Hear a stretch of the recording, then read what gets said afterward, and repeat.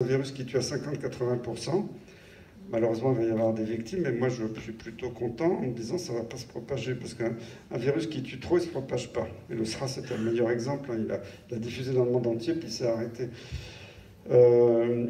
Donc là, ils nous font peur, parce qu'il faut qu'ils nous contrôlent. Alors, il y a eu la première variole du singe, mai 2022. Moi, j'étais en Belgique ce jour-là, parce que je sais qu'il y a des amis belges dans la salle. J'étais à une conférence pour la maladie de Lyme en Belgique. Puis je vois dans la voiture, je ne conduisais pas, je regardais mon téléphone, je vois Jérôme Salomon, directeur général de la santé, qui était en plus dans mon service avant, c'était un de mes adjoints. Alerte mondiale, variole du singe. Alors je regarde, qu'est-ce que c'est que ce truc encore? Puis je vois que Bill Gates avait fait une répétition générale un an avant. Il avait dit la date, ça sera en mai 2022, je dis il est fort. Et il avait investi dans le vaccin en 2019. Et puis alors, l'épidémie a démarré le même jour aux 10 coins de la planète, en Australie, en Norvège, en Suède, en Argentine. J'ai des gens qui n'avaient jamais voyagé, jamais pris l'avion.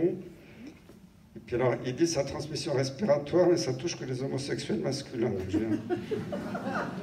Un virus qui se transmet par voie anale, je ne sais pas comment il le transmet. Bon, non, mais c'est officiel. D'ailleurs, quand on regarde les statistiques, parce qu'il y a eu quelques centaines de cas en France, après, il y en a eu quelques-uns encore cette année, je crois.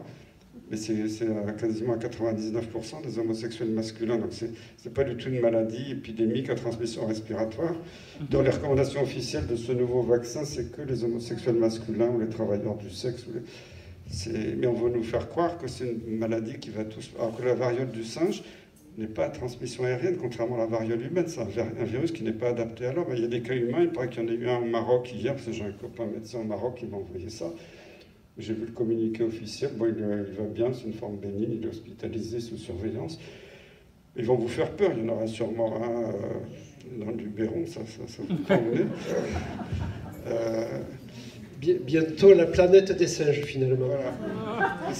Alors après, tout ça c'est pour vous imposer le traité de l'OMS, qui n'a pas été voté par chance fin mai, début juin. Ça a duré 4-5 jours, l'Assemblée mondiale.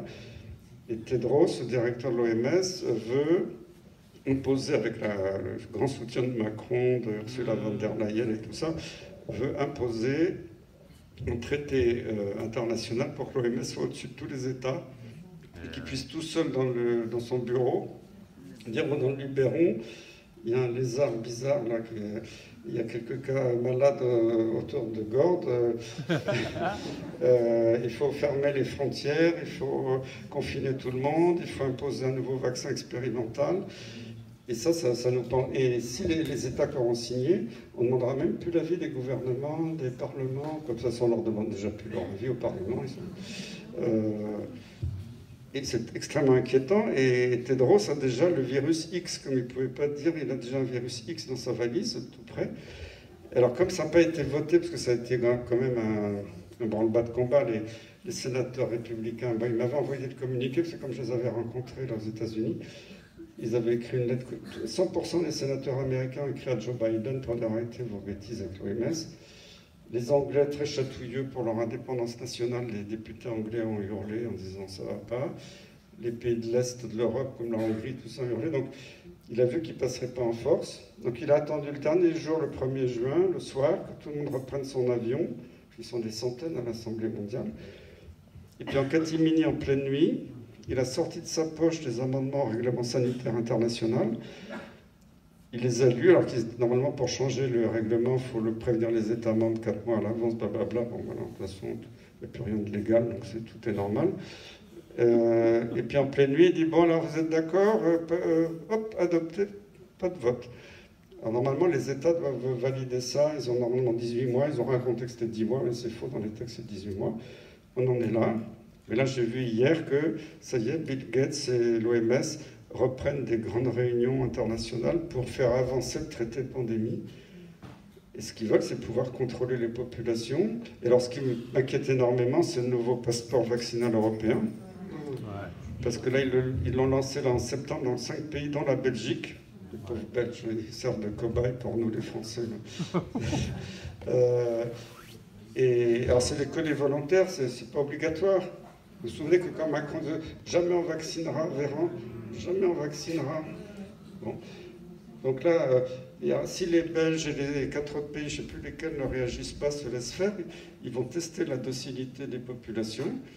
Ça nous pend au nez, ils vont nous flanquer ça l'année prochaine. Et pourquoi ils font ça? Parce ils essayent, alors c'est pas encore fait, je vous rassure, mais ils veulent transformer tous les vaccins classiques en vaccins ARN messager. Et après, donc l'année prochaine, on vous dira, vous n'avez pas diphtérie, tétane, les vaccins classiques, quoi. Mais en ARN messager, parce que les autres, ils les supprimeront du marché. Vous n'avez plus le droit de sortir de chez vous, vous n'avez plus le droit d'aller prendre votre chien à plus de 100 mètres de votre domicile, vous n'avez plus le droit de prendre le train, vous n'avez plus le droit de travailler, et ça vous pend au nez. Hein. Si les Français sont là, il est bien Macron, hein, il nous a sauvés. Il faut atterrir. Hein. C'est en train de se passer sous les yeux des gens, et les médias n'en parlent pas. Ça m'affole quand je vois ça. Alors, déjà, le nouveau vaccin ARN messager, Ursula, la Commission européenne vient de donner son accord pour... il n'est pas encore adopté par les agences du médicament, mais ça, c'est dans les tuyaux. Il y a un nouveau vaccin pour la bronchiolite ARN messager.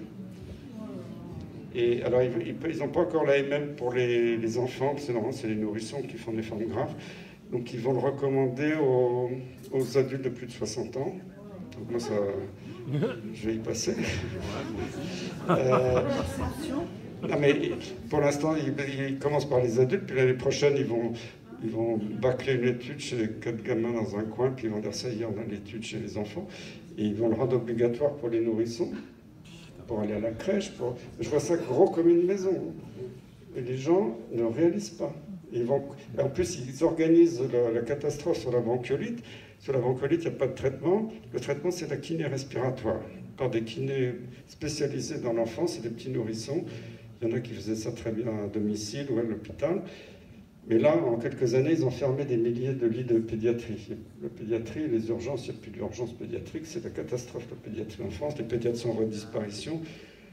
Comme chaque année, il y a une épidémie de bronchiolite, dans certaines années plus sévère que d'autres, il y aura forcément, à mon avis, si on continue comme ça, des morts de bronchiolite parce qu'ils ne sont plus pris en charge à l'hôpital comme on le faisait avant.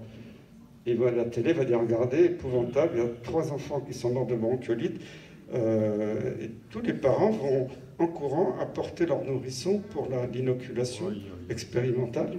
En plus, ce sera des produits expérimentaux ARN messager, normalement, il faut attendre un truc, déjà pas expérimental, il faut attendre 10 ans d'études cliniques avant de le lancer, ce qu'ils n'ont pas fait avec le Covid. Les femmes enceintes, c'est 20 ans. Donc pour moi, c'est diabolique ce qu'ils sont en train de préparer. Et si les Français ne réagissent pas et ne disent pas non, les gens vont se réveiller trop tard avec la gueule de bois. Hein, parce que là, il faut bien réaliser qu'on n'est plus du tout en démocratie, on est en tyrannie sanitaire et tyrannie tout court. On fait les élections, on donne le Premier ministre au parti qui a perdu, et les gens disent rien, le Conseil constitutionnel, tout va très bien. Quand on a écrit pour plein de trucs illégaux au Conseil constitutionnel, non, mais c'est légal, ne vous inquiétez pas. Moi, je suis affolé de voir tout ça. Que faire? Il suffit de résister, de dire non. Si tous les parents avaient été dans la rue ou devant les écoles en disant on ne veut pas masquer nos enfants, c'était réglé en 8 jours. Ils sont pas et la communication qui est générée par le gouvernement, oui, c'est une fausse communication. Que faire? Comment on peut donner à des gens une information alors qu'ils sont saturés de saloperies? Je sais, mais il faut déjà jeter l'appareil de télévision par la fenêtre.